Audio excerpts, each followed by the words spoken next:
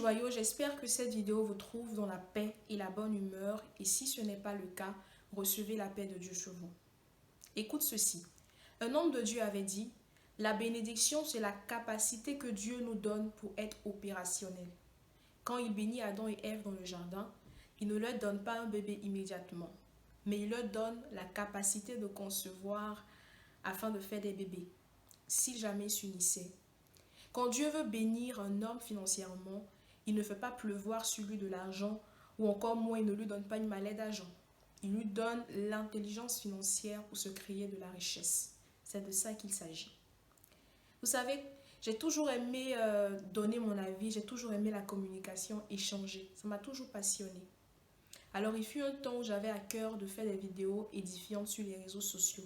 Alors, en 2019, je me lance, je fais des vidéos.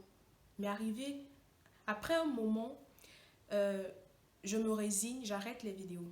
Pas parce que je n'avais pas de thématique à développer ou que je ne savais pas quoi dire, mais seulement je manquais d'audace, je manquais de détermination. C'est là que j'ai trouvé mille et une raisons de rester couché sur mes lauriers. C'est là que plusieurs voix se sont élevées dans mon esprit et me disaient, t'as rien à apporter aux autres. Qu'est-ce que tu peux apporter aux autres que les autres ne savent pas déjà? D'ailleurs, tu ne t'y connais pas en multimédia. T'as pas une bonne caméra, tu vas recevoir des commentaires méchants. T'as rien pour réussir en fait. Et j'ai écouté la voix de la paresse et du découragement.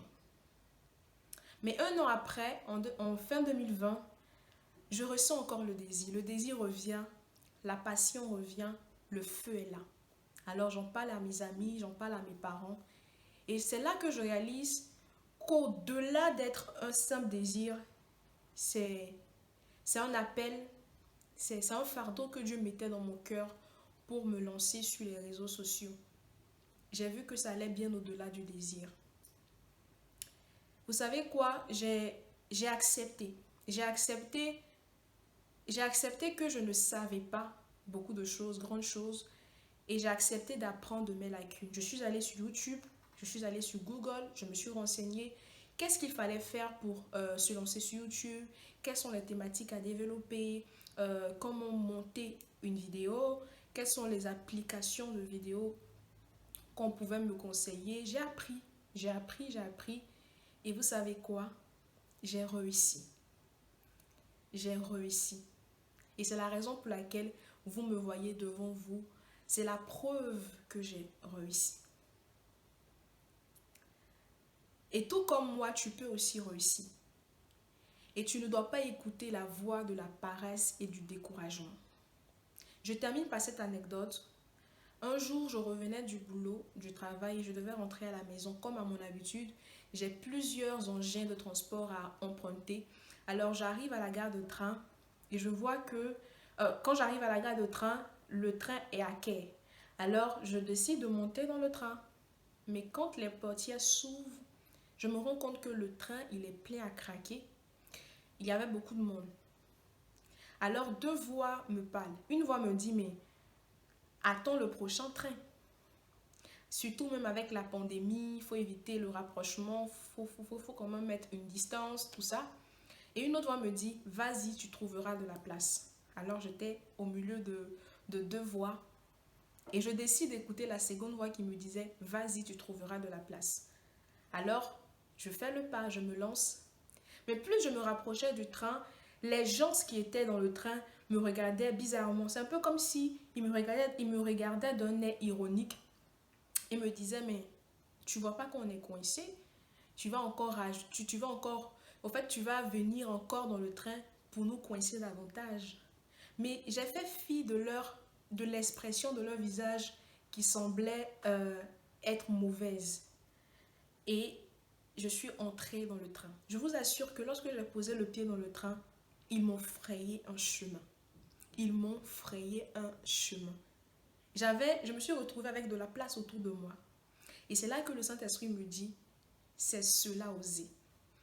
C'est cela oser. Et c'est après que j'ai compris que le Saint-Esprit me faisait le rapprochement avec mon audace de créer ma chaîne YouTube. Parce qu'en ce temps-là, Quand la scène s'est passée, j'avais pas encore créé la chaîne YouTube. C'était un peu une manière pour Dieu de me confirmer qu'il me voulait sur YouTube et qu'il m'encourageait à me lancer sur YouTube. Vous voyez? Et en fait, le monde des influenceurs sur YouTube me faisait croire qu'il n'y avait pas de place pour moi. Voilà, qu'il n'y avait pas de place pour moi, que je n'avais rien d'autre à apporter.